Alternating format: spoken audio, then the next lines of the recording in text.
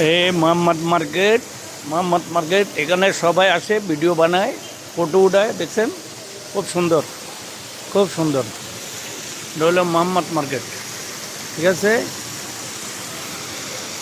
খুব সুন্দর জায়গা এটা।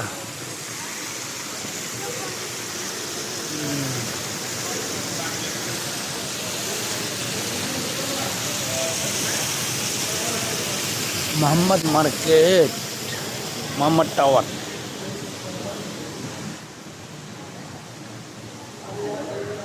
এটা তো আজ পর্যন্ত কোনো ভিডিও দিই নাই। জিদ্দা।